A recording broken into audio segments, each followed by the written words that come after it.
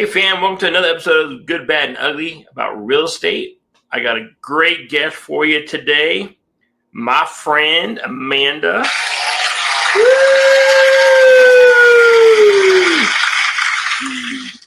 How's it going, Amanda?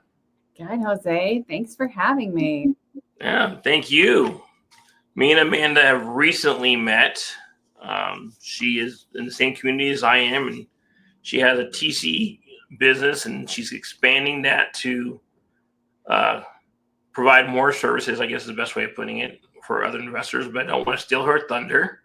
So, Amanda, can you share with everybody who's watching, your journey, how you got to where you are today, what made you get into real estate? Absolutely. I am an Army wife, and we've moved a lot.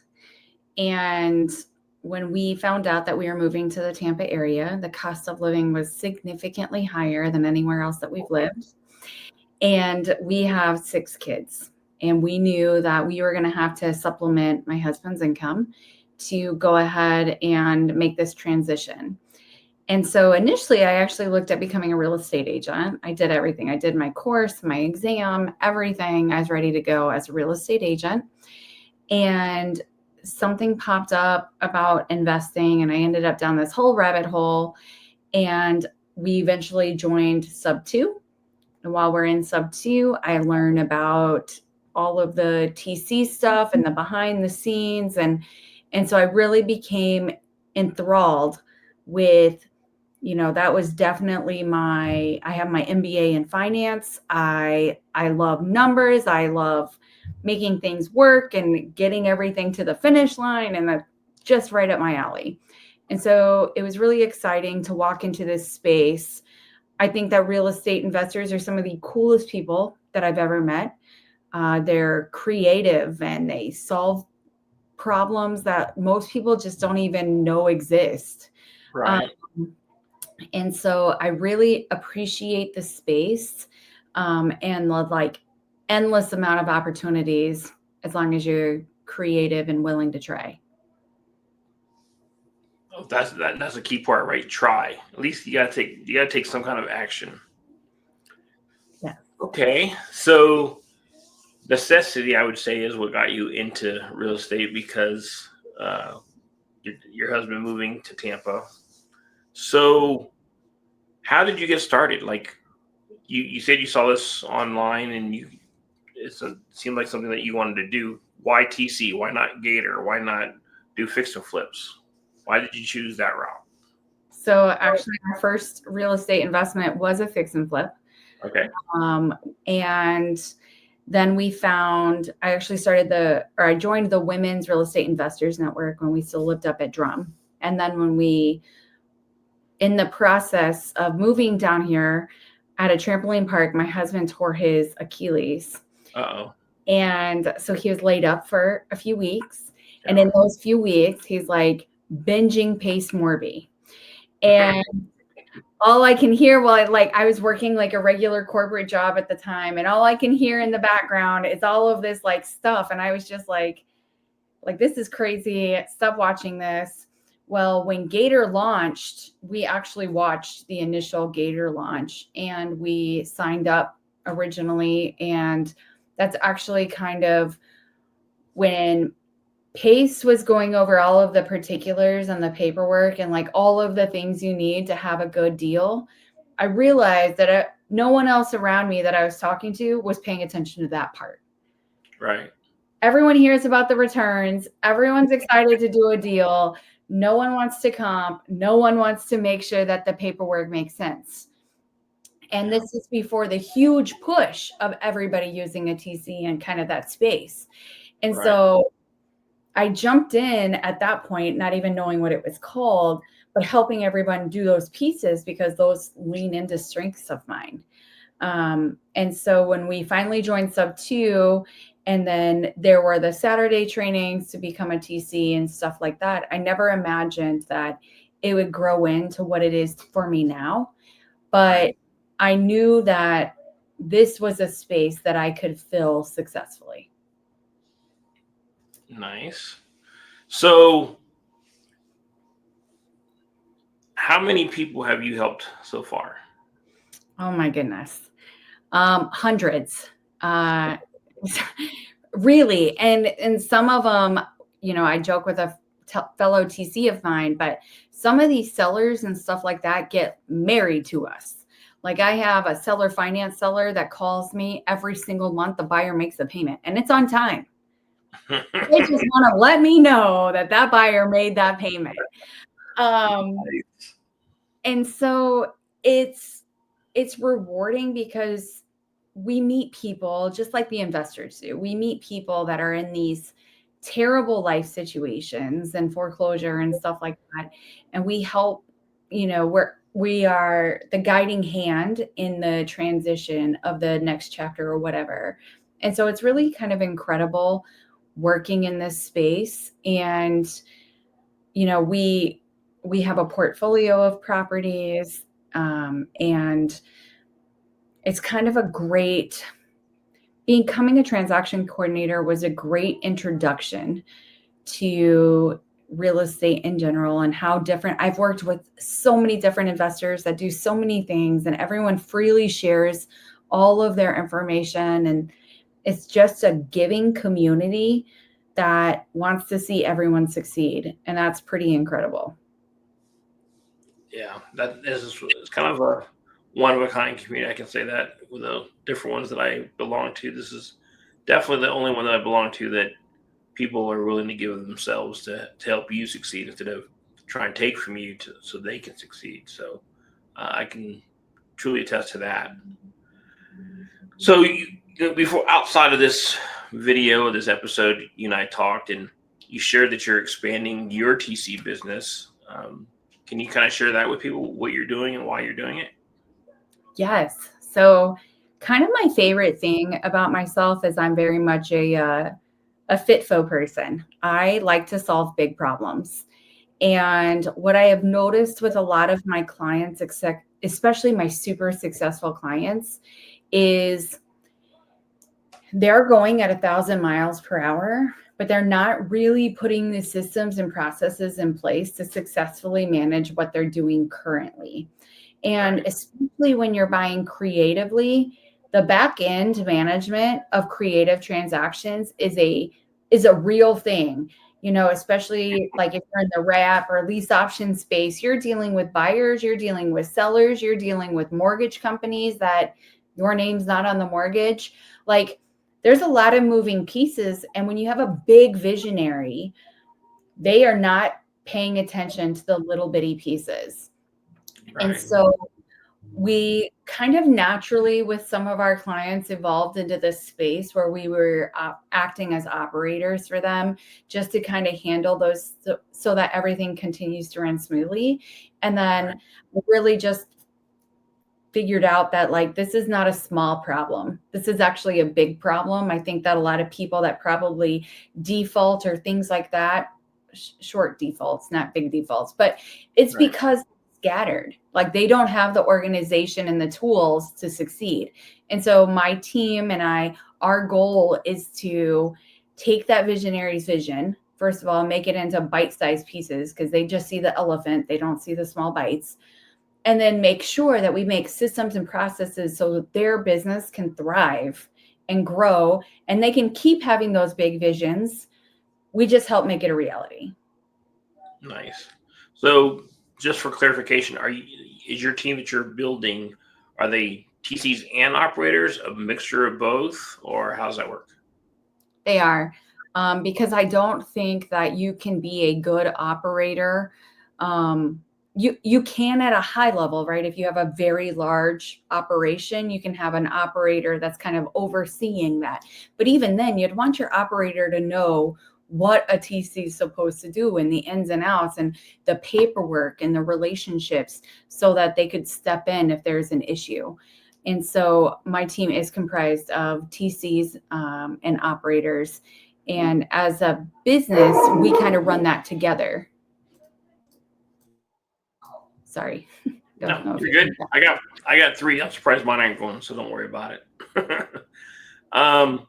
So can you walk us through a very simple creative deals to give people an idea exactly what a TC is, how I should say what the benefit is of using a TC, because I love my TC. I love that I can go to work my W-2 and just get updates periodically, where the file is and what's needing to be done. And that peace of mind is worth every penny that I pay. But there are people that are watching this that may not understand that. So can you kind of share, like opening escrow, and then, some of the what's the word, tasks, I guess, a TC may handle in a single file? Absolutely. Great question. So I actually have multiple investors that they literally, when they are standing with the seller signing the purchase agreement, I get a phone call. And usually it's from the seller's number, and they save my number in their phone, the seller's phone. And I get that introduction, like, this is Amanda. She's going to hold your hand through this process. And so what's really beautiful about that is that, especially in creative transactions, you have a seller that's about to trust a buyer that they don't really know. They don't know the process. Title can or cannot be very good at communicating how things are going. And Right. so what's really nice about having a good TC is that communication, especially with the seller who is at such a volatile point of the transaction, is getting that frequent communication so that they feel like they have an ally throughout the transaction. Oh, see, it's your turn now. And so once we do the introduction with the seller, we reach out to title, we get title open, we make sure that EMD gets submitted. All of those minor steps are accomplished to start the process. A lot of times, especially if you're dealing with sellers that are in foreclosure or anything like that, it seems simple that title sends you a form, you fill it out so that title can be ran. Some of these people are in a state of their life that even that can feel overwhelming. Especially, I have some title companies that just send a PDF to a seller and ask them to fill it out. And there's no e-signer, there's no nothing. And so I really like asking those additional questions like, hey, can I send this through DocuSign? Or, I'll have older clients that I'll get on the phone with them, I'll fill out the PDF and I'll send it back to them for signature or whatever I need to do. Again, the point is to achieve the objective without causing stress for everybody. And once we get title work going, we then collect all of the information we need from the seller. If it's in foreclosure, we need to make sure that we're getting a reinstatement. We need to make sure that we're getting mortgage statements, escrow analysis, insurance information, all of this so that we can ensure that all of the closing information is accurate, and to ensure that the buyer has all of the disclosures and everything they need to go ahead and manage the portal after close.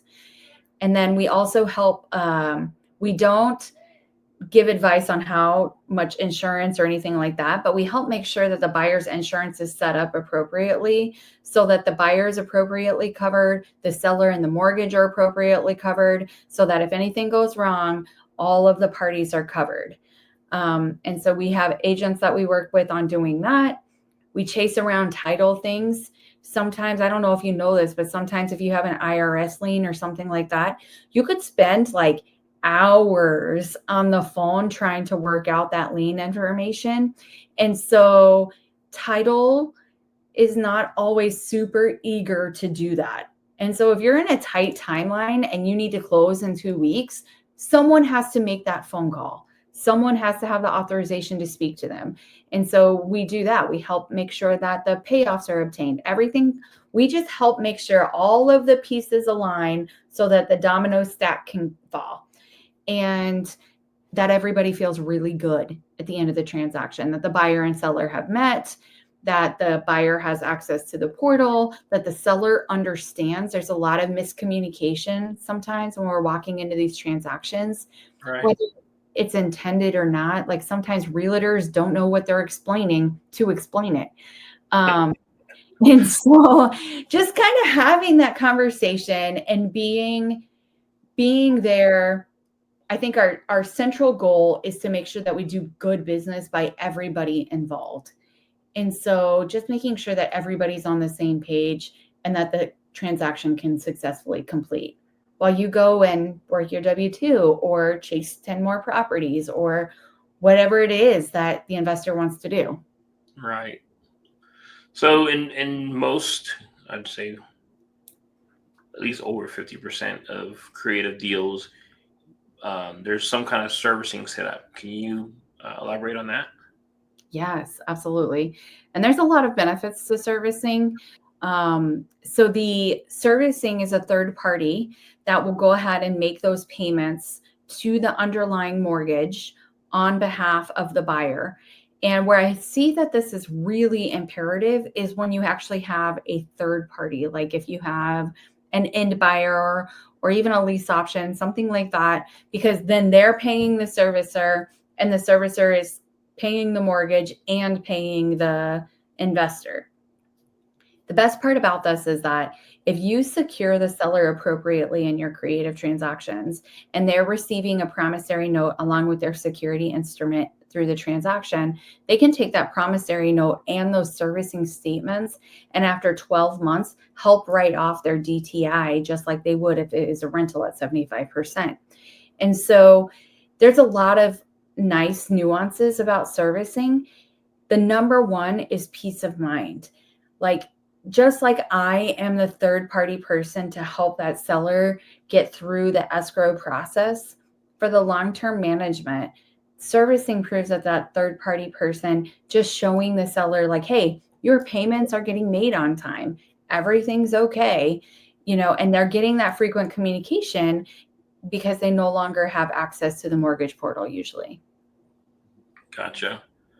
So it's been my experience that sometimes it's better to kind of have a month or two paid ahead because when they make those payments, it's not necessarily either on time or it could be considered late by the time it processes. Have you had that kind of experience?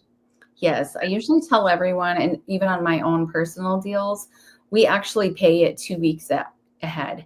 So like if I were going to make the April 1st payment, that actually comes from my account on March 15th. And then I still I do all my own bookkeeping. So I pull my statements every month. So I'm in there at the beginning of the month anyways, just to make sure everything's okay. And if I notice that something is not right or a payment didn't go through, we just go ahead and make the payment at that time and then kind of figure it out on the back end with servicing. Right. But you're right. Like that you can't just servicing isn't a set it and forget it, nothing really is. And I feel I probably check other people's mortgages more often than I check my own. So,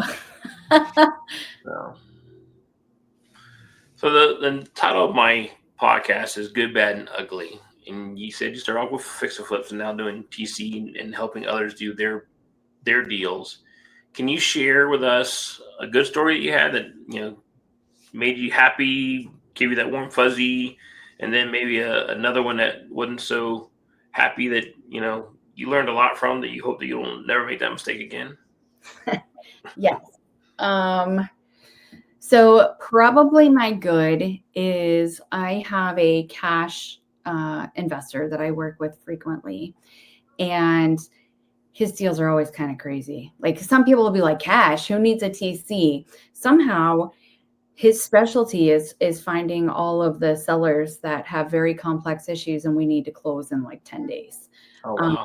So we have a super skill at probate and stopping foreclosures and all of the things. But I was really excited about this one deal because he obviously is in this to make money at the end of the day.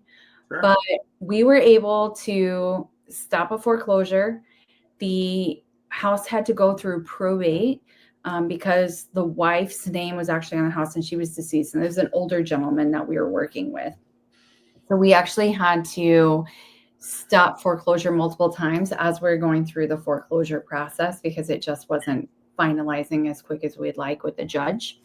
And so once we kind of finished all of that, the monthly payments for the end buyer ended up being about $900 a month with the loan and everything like that. But because of like this gentleman's situation and trying to ensure that he kind of got to the next step and stuff like that, the investor is actually renting the property back to him for $500 a month and for a year. And I don't know where anyone's going to pay $500 a month for rent. And then to do it in your own house so that you have time to transition. And just after everything that this gentleman's been through, like with his wife passing and stuff like that. And so it is really nice to see that even though we can be about profit and we can be doing the things we can to grow our business so we can do good for larger amounts of people, sometimes it is like that individual case of being able to help that one person that is really life-changing for everybody involved. That's awesome. I love those heartfelt stories. They're just, makes me, that what makes me want to do another one. You know what I mean? Absolutely. So you brought in there that you guys kind of specialize in probate and foreclosures. And one of the things that I've learned in my investing is that no one state is like the other, especially when it comes to foreclosures. Can you kind of share with the audience your experience with dealing with the different timelines, I guess is the best way of putting it, for foreclosures? Yes. So in Florida, we have foreclosures like every day. And it's crazy because they go online. And if anyone's ever watched foreclosures, they go like so quick and so fast. But anyways, there's one every single day. And most of my clients are either in like the Texas, Georgia, those markets. And those markets have one auction day a month. And it's a very different feeling because in Florida, you might stop the auction this week and then it's getting auctioned again in 2 weeks. Oh, wow. And that is very stressful, where I feel like at least in Georgia or Texas, if I can get the auction stopped, we at least have, a month to breathe. Exactly. We got to do this all over again. And usually we don't have to. Usually a lot of people that are in this situation aren't ready to act until the 11th hour. Right. And so, I have cash buyers that are genuinely trying to purchase the property with cash and stop the foreclosure just long enough for us to get it through title. Right. And so it's just that they don't, they'll call the morning of the auction and they're like, I'm just joking. I'm ready to sell. I'm like, of course you are. Of course. Yeah. Can you stop this in 2 hours, please? Yes. Yeah, I'm grateful being in Colorado. Once I stop it, I usually get 60 days. Like you said, the minimum is 30. And I've had at least the last one I work with, I had to postpone it twice. And she still waited till like the 11th hour to say, okay, let's do something. So totally understand that situation. And, as I invest in different states, I think like Illinois is 18 months, right? I think Florida is like 120 days, and then you're done as far as the opportunity to redeem your foreclosure. I know in Minnesota, it's 6 months to redeem, but the person that purchased your foreclosure can actually go to court and get it done to 5.5 weeks. So every state is different. So to the audience, I bring that up only to share with you that if you're going to do foreclosures, you need to know what your timeline is, because if you don't know what your timeline is, you could potentially miss out on a deal, or you may get yourself into a deal that you can't really do anything with for a long period of time. Because if you buy something at foreclosure and they have a redemption period, let's say 6 months, you can't do nothing for 6 months until that person either says, nope, I'm not going to redeem, or, they find a way to extend it again. So it's very risky if you don't know what you're getting into and can't afford to do that. Absolutely. And knowing your local laws, like Colorado requires like you to give notice that the seller can back out of their contract if they're in foreclosure. There's other states where the mortgage company that's doing the foreclosure is required to follow specific steps. And if they don't, we've actually stopped a few foreclosures because they missed a step. And so if we can identify that they missed that step, they have to like start the process all over again. And so it's really imperative that not only, I don't think you need to be a subject matter expert everywhere, but if you're going to invest in that area, make sure you know who to call to ask the right questions. Absolutely. Which is the reason why I push my TCs, because they already know what to do and who to call. So that's the greatest thing about TCs. They build relationships with almost everybody that you're going to need to do that transaction. So if you're not that person that has the time to create those relationships and nurture them, allow your TC to do that for you. Here's my plug for you. Thank you. No, I appreciate it. But you're right. And there's so many good TCs. I'd make sure you get a seasoned TC. If you're going to work with a new one, make sure that they're partnering, just like any investor, right? This is your first fix and flip, you probably need to partner with someone to make sure that you're doing it right. And so it's kind of the same thing in that space, but I do encourage that even just ask the questions, and realize if you're not going to hire somebody, it's like anything else in life. If you're not going to hire somebody to buy back your time, you better invest the time to make sure that you're doing it right. Yeah. All right. Now for the ugly or not so great story. Yes. So, I recently we do post closings. So that means that we help people set up utilities and servicing and all of the things that they need after, kind of that step in between with operations, just making sure they can operate the property easier once they take it over.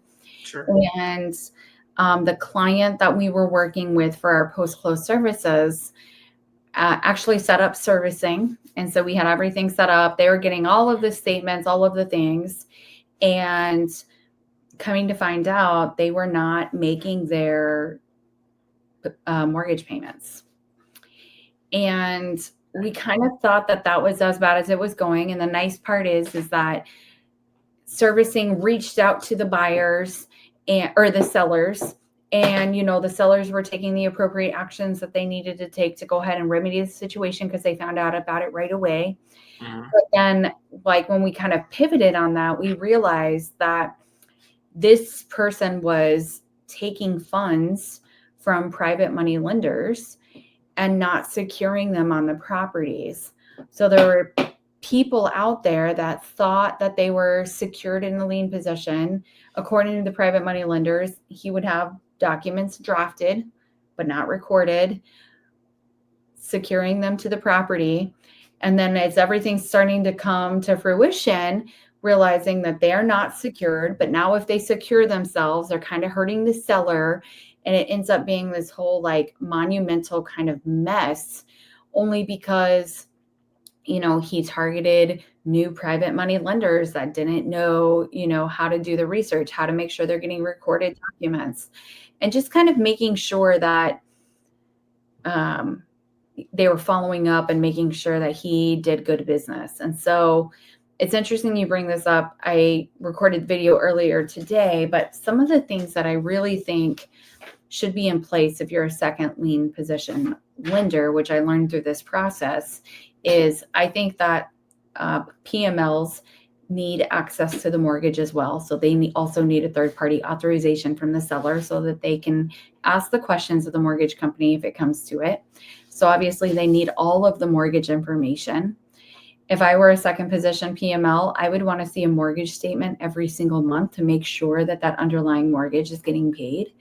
And really just making sure, just like anyone else needs to make sure that they know all of the aspects and all of the risks of their business before you ever send money to title, making sure that you've had a conversation with that title company, or that you hire a TC that protects your interests so that you know that you're getting recorded documents, so that you know that you have a sound promissory note and that your promissory note says what you guys agreed to.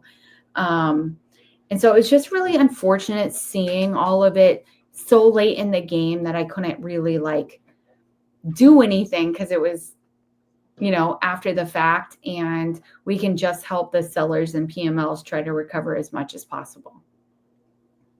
Awesome. All great nuggets for people that's watching to take from this. So I always like to bring value to the people that I have on my show or my podcast, whatever you want to refer it as. What is something that you need or people can do to partner with you to help you with your business or help them get involved in real estate? Absolutely. So I really like helping new people, especially structure creative deals to protect everybody involved or answer questions on how do you protect everybody involved. So please reach out if you just have questions about that in general. But besides that, I would absolutely love for anyone that's looking for operators, anyone that's looking to scale their business and wants leadership in their business and someone to take their dream and make it a reality, I would love to connect with those people. Awesome. And how would they get a hold of you? Yeah, so my Instagram is at Amanda J. Spinney. You can find me online as Amanda Spinney on Facebook. And I have, I'm part of SubTo and Top Tier and Owners Club.